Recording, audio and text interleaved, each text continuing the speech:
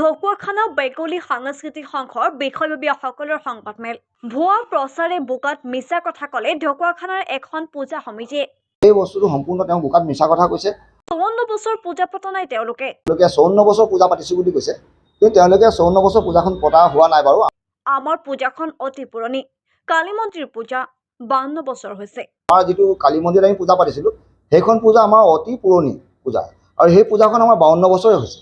গৰিহণা দিলে বেংগলী সাংস্কৃতিক সংঘৰ পূজা কমিটিয়ে। ঢকুৱাখানাবাসীয়ে তেখেতলোকক গৰিহণা দিছোঁ। SOP নমনাকৈ পূজা আয়োজন কৰিছে ঢকুৱাখানা সাৰ্বজনীন পূজাই। SOP মতে 20 মিটাৰ আঁতৰত পেণ্ডেল হ'ব লাগে। প্ৰশাসনক তদন্ত কৰিবলৈ আহ্বান বেংগলী সাংস্কৃতিক সংঘৰ বিষয়ববীয়াই। এইটো প্ৰশাসনৰ তৰফৰ পৰা তদন্ত কৰক। সমাগত শাৰদীয় দুৰ্গোৎসৱ। ৰাজ্যৰ বিভিন্ন প্ৰান্তৰ সমান্তৰালভাৱে ঢকুৱাখানাতো চলিছে দুৰ্গোৎসৱৰ আয়োজন। পূজা আয়োজনৰ মাজতে ঢকুৱাখানা এখন পূজা সমিতিৰ ভুল মন্তব্যই তীব্ৰ প্ৰতিক্ৰিয়াৰ সৃষ্টি কৰিছে সমগ্ৰ ঢকুৱাখানাত। আজি বেংগলী সাংস্কৃতিক সংঘৰ বিষয়ববীয়াসকলৰ উপস্থিতিত ঢকুৱাখানা প্ৰেছ গিল্ডৰ অনুষ্ঠিত হয় এক সংবাদমেল। সংগঠনটোৱে সংবাদমেলৰ জৰিয়তে প্ৰকাশ কৰি কয় যে যোৱা শুক্ৰবাৰে সংবাদ মাধ্যমত সাৰ্বজনীন পূজাৰ একাংশ বিষয়ববীয়া সংবাদ মাধ্যমৰ আগত যি মন্তব্য প্ৰকাশ কৰিছিল সেয়া সম্পূৰ্ণৰূপে মিছা আখ্যা দি বেংগলী সাংস্কৃতিক সংঘৰ পূজা সমিতিয়ে সাৰ্বজনীন পূজা কমিটিক তীব্ৰ গৰিহণা দিয়াৰ লগতে আগন্তুক দিনত যাতে এনেকুৱা মিছা মন্তব্য প্ৰদান নকৰে তাক সকীয়াই দিলে বেংগলী সাংস্কৃতিক সংঘৰ বিষয়ববীয়াসকলে। ইপিনে টাউন তিনিআলিৰ আম্বেদকাৰ ভৱনৰ সমীপত অনুষ্ঠিত হোৱা বেংগলী সাংস্কৃতিক সংঘৰ পূজা এইবাৰ 53 সংখ্যা ভৰি দিছে আৰু এই দুৰ্গোৎসৱত ঢকুৱাখানাৰ সমূহ ৰাজ্যক সহায় সহযোগিতাৰ কামনা কৰিছে পূজা আয়োজক সমিতিয়ে। পোনপ্ৰথমে ঢকুৱাখানা বেংগলী সাংস্কৃতিক সংঘৰ তৰফৰ পৰা শাৰদীয় দুৰ্গা পূজাৰ সমূহ ঢকুৱাখানাবাসী ৰাইজক শুভেচ্ছা জ্ঞাপন কৰিলোঁ। লগতে 52 সংখ্যক উদযাপন হ'বলগীয়া ঢকুৱাখানা টাউন তিনিআলিত শাৰদীয় দুৰ্গা পূজাৰ বাবে সমূহ ঢকুৱাখানাবাসী ৰাইজক সহায় সহযোগিতা আৰু আমন্ত্ৰণ জনাই মোৰ বক্তব্য সামৰণি মাৰিলোঁ। কি অনুষ্ঠান আপোনালোকে অনুষ্ঠিত কৰিব আৰু কি তাৰিখৰ পৰা পূজা আপোনালোকে তাত? আমাৰ অনুষ্ঠান 6ৰ পৰা 9 তাৰিখৰ পৰা 9 অক্টোবৰৰ পৰা আৰম্ভ হ'ব, দশমীত আদায় হ'ব। নৱমীৰ দিনা আমাৰ আৰতি প্ৰতিযোগিতা, অংক প্ৰতিযোগিতা, মিউজিক চেয়াৰ এইবিলাক প্ৰতিযোগিতা আমি ৰাখিছোঁ। এইখিনি আমাৰ অনুষ্ঠান আছে। তাৰপিছত বিসৰ্জন হ'ব, 9 অক্টোবৰৰ পৰা আৰম্ভ হ'ব।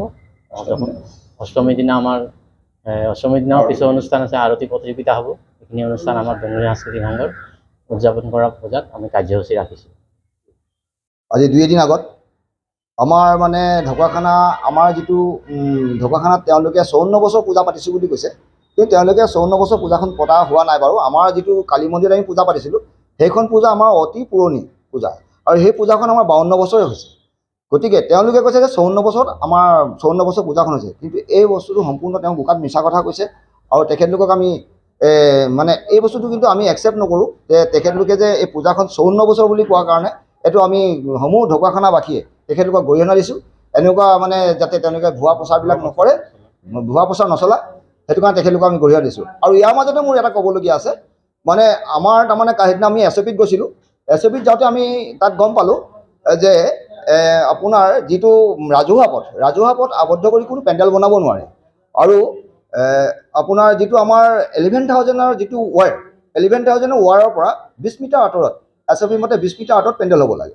কিন্তু আজি যিটো পেণ্ডেল আমাৰ এইটো পঞ্চায়তৰ পিছফালে এইটো পিয়াৰ প্লেন, তাত যিটো পেণ্ডেল হৈছে সেই পেণ্ডেলটোৰ ঠিক 5 ফুট ওপৰতে 11,000ৰ ৱাৰডাল গৈছে। গতিকে কালি যদি কিবা এটা ভগৱানে নকৰক অপ্ৰীতিকৰ ঘটনা এটা যদি সৃষ্টি হয়, তাৰ জগৰীয়া কোন হ'ব? সেই পূজা কমিটি হ'ব নে প্ৰশাসন হ'ব? এইটো মোৰ মূল কথা। গতিকে এইটো প্ৰশাসনৰ তৰফৰ পৰা তদন্ত কৰক, চাওক। গতিকে মানে ইয়াৰ আগৰ বছৰ হৈছে তাত স্পাৰ্ক কৰাও দেখিছোঁ।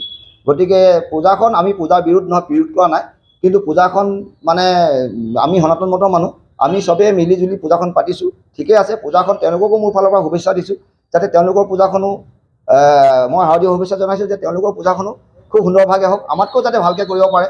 এয়াই, কিন্তু মিছা কথা কৈ পূজা কৰিব নালাগে, ইমানতে কৈছোঁ। ধন্যবাদ। আপোনালোকে যিহেতু কালী মন্দিৰত পূজা উদযাপন কৰিছিলে, হঠাতে আপোনালোকে আজি 2 বছৰৰ পৰা টাউন তিনিআলিত পূজা উদযাপন কৰিছে, এই বিষয়ে কি ক'ব? এই বিষয়ে ক'বলৈ হ'ল মানে কি, আমাৰ 17 চনত চৰকাৰ পক্ষৰ পৰা আমাক এডোখৰ মাটি দিছিলে। মানে আমাৰ 2016ত আমাৰ সেইডোখৰ এভেকশ্যন কৰিলে। এভেকশ্যন কৰাৰ পিছত আমাৰ পূজাখন পাতিবলৈ আমাৰ কোনো জগা নাছিলে। জগা নথকাৰ কাৰণে তাতে আমি পূজাখন পাতি আছিলোঁ। চৰকাৰক কৈ মেলি আমি প্ৰশাসনৰ বিষয়াক কৈ মেলি যে ছাৰ আমাৰ কোনো জগা নাই। 17 চনত আমাক এডোখৰ মাটি দিলে, কিন্তু মাটিডোখৰতে সেইডোখৰ ডাম্পিং গ্ৰাউণ্ড, তাত আমাৰ পইচাও নাই, পুঁজি নাই, আমাৰ পুঁজিৰ ফালৰ পৰা আমি অকণমান অসমৰ্থ। গতিকে তেনেকৈ পুঁজি হেৰি কৰি আমাৰ প্ৰায় 1 লাখ মান টকা আমাৰ জাবৰখিনি পেলাওঁতে লাগিছে। ডাম্পিং গ্ৰাউণ্ডৰ জাবৰখিনি অঁতৰাওঁতে আমাৰ প্ৰায় 1 লাখ মান টকা লাগিছে। তাৰপিছত আমি যেন তেনে অলপ মাটি আৰ্ট ফিলিং কৰিলোঁ আৰু 2023ত আমি পূজাখন যেতিয়া তালৈ আমি হেৰি লৈ গ'লোঁ, লৈ যোৱাৰ পিছত আমাৰ মিউনিচিপালিটিৰ পৰা আমাক টকা 3 লাখ মাটিৰ বাবদ দিলে আৰু সেই 3 লাখ দিলোঁ। আমাৰো ফাউণ্ডত অলপ আছিলে, সেইখিনি মিলাই মেলি আমি যোৱাবাৰ দুৰ্গা পূজা আমি ৰাস্তাৰ ওপৰতে কৰিবলগীয়া হৈছে। ৰাস্তাৰ ওপৰত মানে আমি যিটো অটো ষ্টেণ্ড চমু ষ্টেণ্ড পাতিবলগীয়া হৈছে। কিন্তু এইবাৰ আমি যেতিয়া আমি চৰকাৰৰ ফালৰ পৰাও 3 লাখ টকা এটা সহায় পালোঁ মাটিৰ বাবদ, তেখেতলোকে আমাক 3 লাখ